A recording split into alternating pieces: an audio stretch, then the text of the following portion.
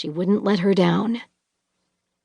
Hurrying past a little roadside shrine, a cross tied with flowers and pale blue and white ribbon, Marynka decided she wouldn't tell the witch about her crash landing in the wheat field.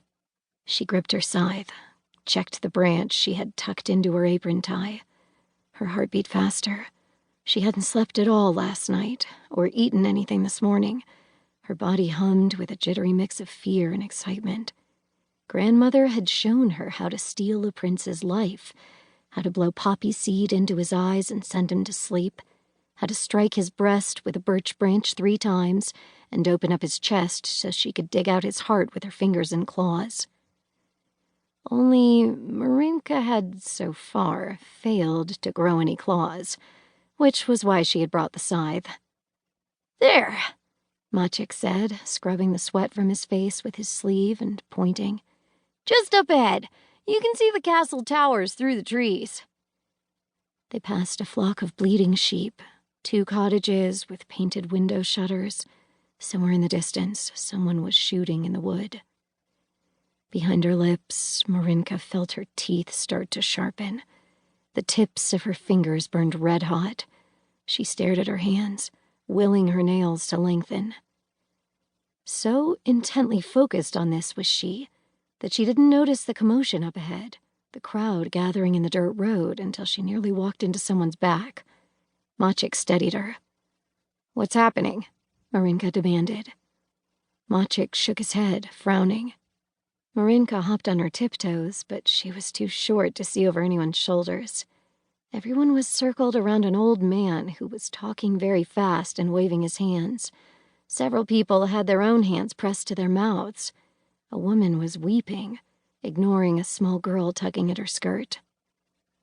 A boy, even shorter and skinnier than Marynka, squeezed between the couple blocking her way, popping out in front of her like a cork from a bottle. Maciek immediately grabbed him by the shirt. "It's the prince!" the boy squeaked in explanation. "He's dead!" "Dead?" Marynka's voice was so loud that more than a few heads turned. But she couldn't help it. The prince was young and healthy. Grandmother hadn't said anything about him being sick. "What do you mean?" Maciek said. The smaller boy wriggled out of his grip. He shook a heap of brown hair out of his eyes and favored them both with a grin of gruesome glee. "They're saying a monster got him." Marynka's grip on her scythe slackened. "He went to visit a friend yesterday. They were meant to hunt bison, and then the prince would stay the night. But they got word up at the castle that he rode for home in the evening. Only he didn't make it back. They've been searching for the past hour. They just found him." The boy shuffled closer, dropping his voice to a whisper. "Yannick said he thought it had to have been a bear at first to have torn the prince into so many pieces. The clearing was red all over with blood. But the wicked thing took his heart, clawed it right out." He grabbed at his own chest to demonstrate. "There was a gaping hole right here." Maciek crossed himself. Marynka wasn't breathing. When Maciek nudged her, she jumped and jerked away. The smaller boy snickered, clearly thinking he'd frightened her with his tail. "You should take your pretty friend home, Maciek. She looks like she's about to faint.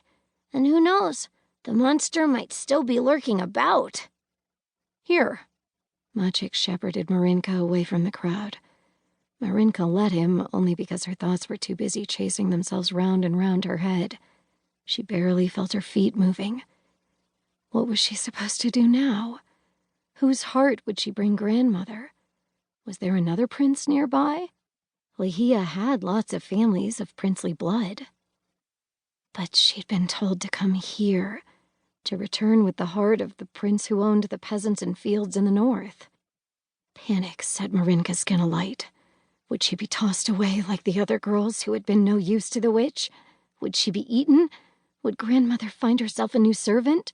Take back the magic she'd gifted Marynka and... Wood met her back. Maciek sat her down on a bench set against the side of a cottage in the shade. He crouched in front of her.